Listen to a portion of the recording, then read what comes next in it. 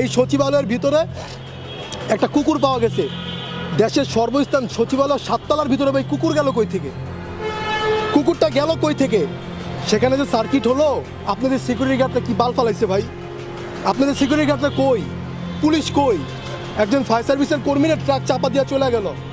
একটা রাস্তায় fire service দাঁড়ালে অন্য অন্য রাস্তাগুলো ব্লক করে দেওয়া হয় যেন সেখানে মানুষজন এবং কোনো আদার পাবলিক না ঢুকতে পারে।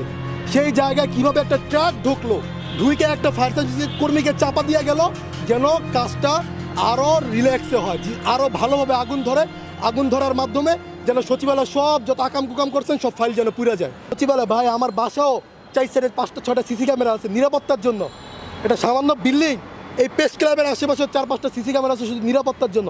ক্যামেরা জ্বলে যেতে পারে, হার্ড ডিস্ক তার জ্বলে যেতে পারে না, হার্ড ডিস্ক তার ভিতরে থাকে না, মোবাইলের অ্যাপ থাকে। সচিবালয়ের মতো জায়গায় যেটা মোবাইল দিয়ে বাইরে থেকে প্রশাসন দেখতে পারবে যে সেখানে কি হচ্ছে, সেই ফুটেজ দেখতে চাই, কোন জায়গায় আগুন লেগেছে, কে আগুন লাগিয়েছে, এর তথ্য বের করতে এখন বিকাল 5টা 6টা বাজে, 6টা পর্যন্ত সময় লাগে না। 1 ঘন্টায় সিসি ক্যামেরা টান দিলে বের হয়ে যায় কে আগুনটা লাগাইলো, কিভাবে এত বড় একটা আগুন লাগলো।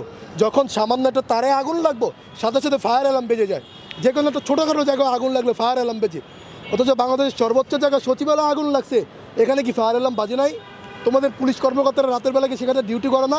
আচ্ছা মনে করো তোমরা বললা যে সচিবালয়ে রাতের বেলা কেউ ডিউটি করে না, এটা আমরা মেনে নিলাম। তো রাতের বেলা যদি ডিউটি না করে, যদি সচিবালয়ে ডাকাত ঢুকে, তখন তোমরা কি করবা?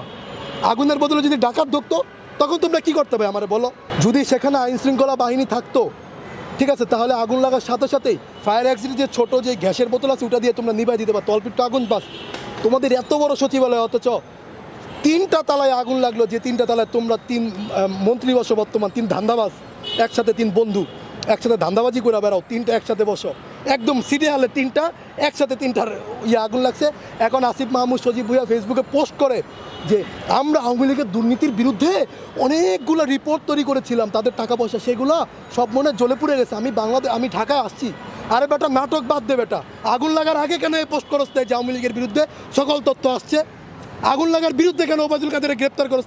3 মাস যখন দেশে ছিল তখন কি করছস তোরা? আগুন লাগার আগে কেন তোরা আওয়ামী লীগের পার্টি নেতাদের ধরে বড় বড় নেতাদের দেশ থেকে পালানোর ব্যবস্থা করে দিচ্ছিস?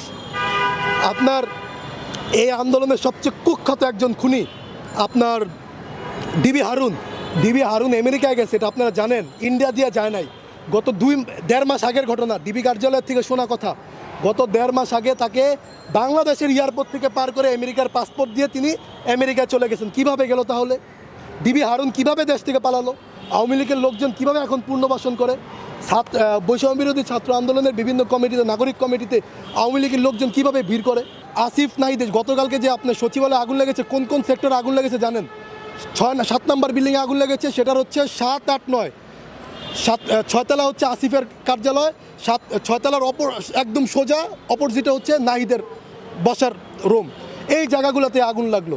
হ্যাঁ, এরা দেশের অনেক বিষয় তুলে ধরেছিল, এদের ফাইলগুলো পুড়ে গেছে, এই জন্য আমরা দুঃখ প্রকাশ করি যে না, দেশের সার্বভৌমত্বর জায়গা থেকে যদি কোনো আঘাত আছে আমরা একত্রে লড়াই করব।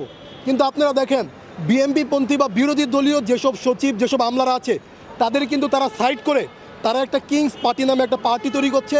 এই পার্টির মাধ্যমে এরা আওয়ামী লীগকে পুনর্বাসন করার চেষ্টা করছে এবং আওয়ামী লীগের থেকে টাকা টুকা খেয়ে এখন বিভিন্ন জায়গায় প্রোগ্রাম করছে।